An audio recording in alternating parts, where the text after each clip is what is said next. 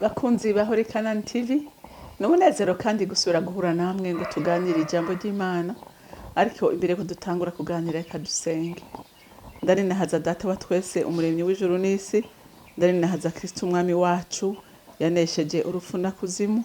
Ndahimbaza umufasha mwiza twahawe mpemu yera kubw'urukundo rw'Imana rutangaje yagaragarije mu kuduha umwana wiwe waducungure akaduha na mpemu yera ngo adufashe muri vyose.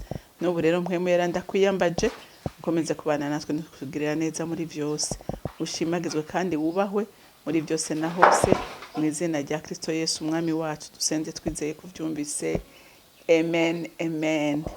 Rero ijambo Imana impaye kuganira namwe ni ijambo rivuga ngo bavyeyi mwirinde gutoranya abana ku butoni, uko birakomeretsa imitima y'abana, bitera urwankano hagati y'abana. Ariko nk'umuvyeyi kunda abana bose co kimwe. Haleluya, kunda abana bose co kimwe, kuko uyu munsi abavyeyi barakwegera umuvuma abana kubera inyifato yabo. Reka dusome ijambo ry'Imana mu itanguriro. Turasoma igice ca 27, dusome kuva ku murongo wa mbere dushikane ku murongo wa 4.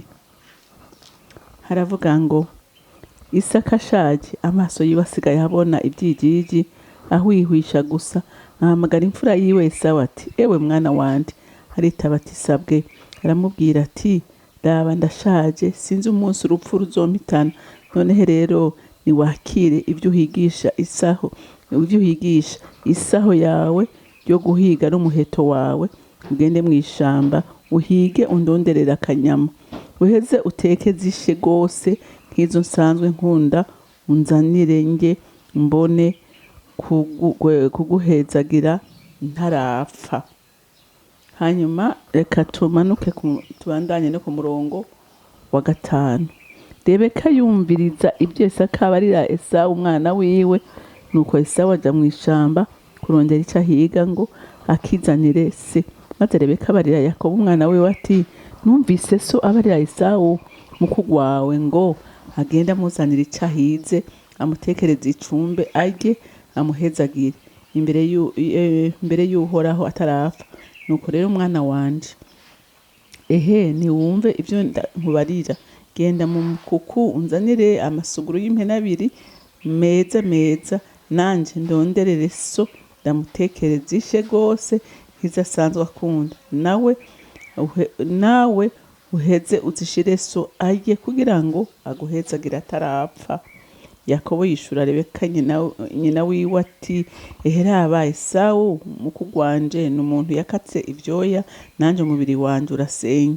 Kumbure data yo nkorako ngasa n'indyarya kuri we, nkikwegera umuvumo mu gishingo c'umuhezagiro. Nyina aramwishura ati, mwana wanje, umuvumo wovumwe uzombeko, pfa kunyumvira gusa ugende unzanire. Amen. Murumvise iyi nkuru dusomye. Nukuri inyifato y'aba bavyeyi ni inyifato iteye isoni kandi uyu munsi abavyeyi benshi bagira ugasanga umwe atonesha uyu uwundi agatonesha uyu. Ariko nagira ndakubwire ngo ni icyaha imbere y'Imana. Nk'umuvyeyi ukwiye gukunda abana co kimwe. Haleluya. Ukwiye gukunda iki? Abana co kimwe. Isaka ngo amaso yiwe ngo yaratanguye guhuma, ashaje atakibona. Aravuga ati, jewe urupfu n'ubugontwara. Ati, none rero mwana wanje Esawu. Umva bari abana babiri bavukana, baramahasa. Mugabo bukuru yari Esawu, Yakobo yari butoyi. Aramubwira ati, genda uhige. Urumva nk'uyu muvyeyi vy'ukuri ngo genda uhige, hanyuma uzane uteke inyama zishe, hama mbone kuguhezagira. Murumva umuhezagira uronka suzi ni condition kwarya agahaga inyama avuye guhiga. Murumva uyo muvyeyi. N'uyu munsi hariho abavyeyi bahezagira abana kubera inyungu babamariye.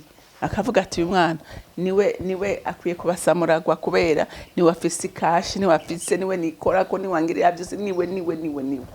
ariko ukuntu guteranya abana, umwana yagize chance n'Imana ikamuhezagira akaronka uburyo, si ukuvuga ko acaruta udafise. N'amazina arahinduka, ugasanga n'umuntu mutoyi yita mukuru we mutoyi wiwe akamwita ngo mutama bosi, urumva kubera icyo afise. Ariko ibyo si iby'Imana ikunda. Umukuru bakwiye kuronka icubahiro c'imfura, bakwiye kuronka icubahiro c'umwana mukuru malgré ko yoba adafise ibyo umuhereza afise.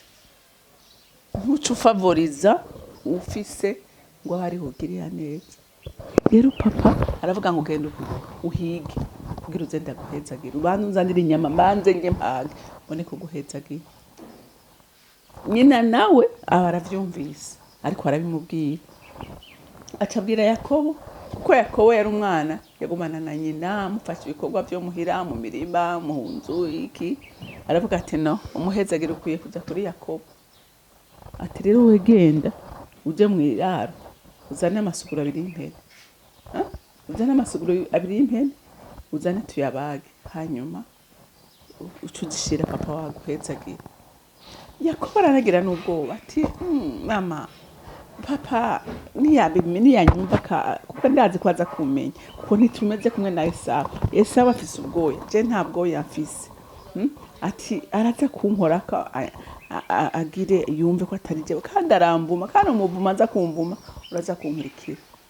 Nyina ati wewe tekana, byose ndaza kubitorera inyishu. Kumva ubwenge bwo kwa Satani.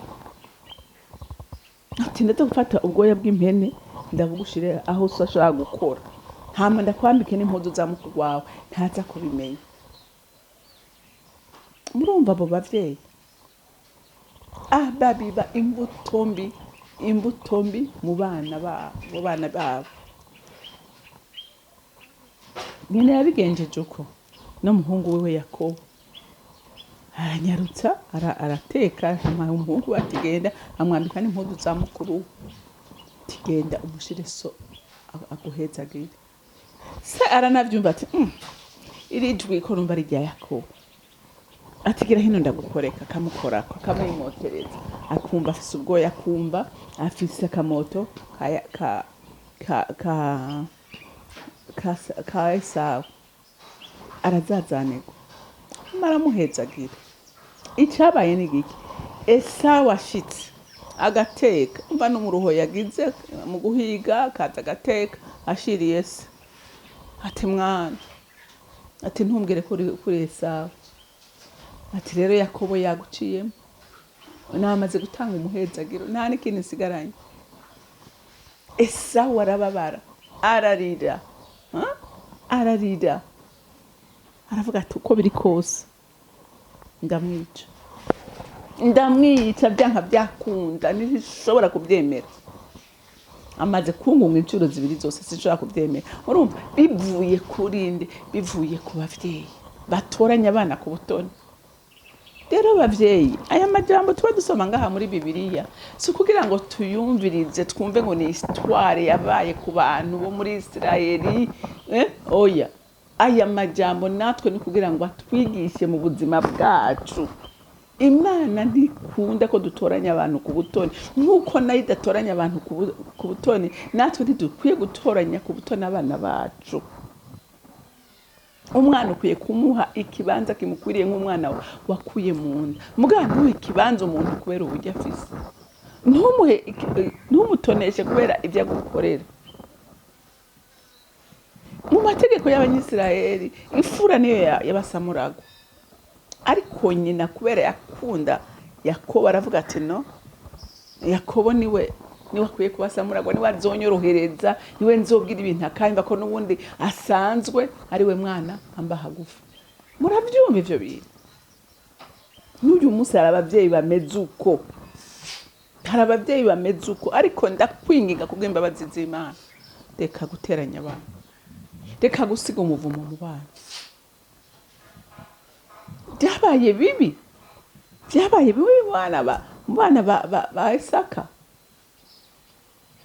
Yakobo arahunga aja mu buhungiro amarayo igihe. Haleluya. ariko Imana ishimwe.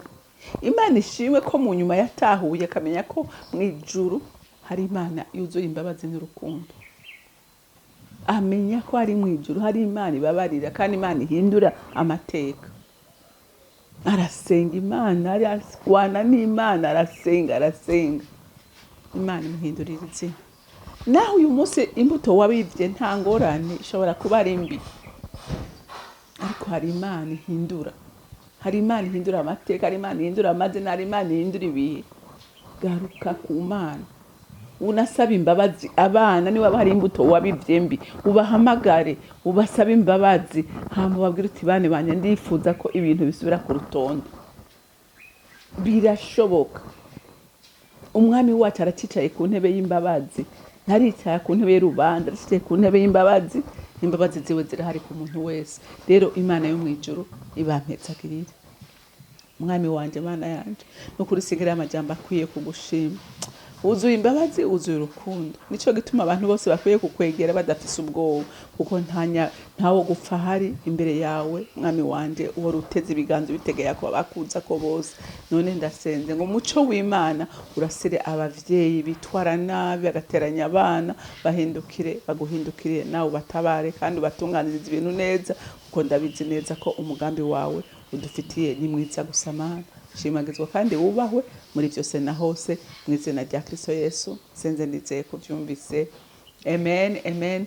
Mwarahezagiwe, mugira umunsi mwiza.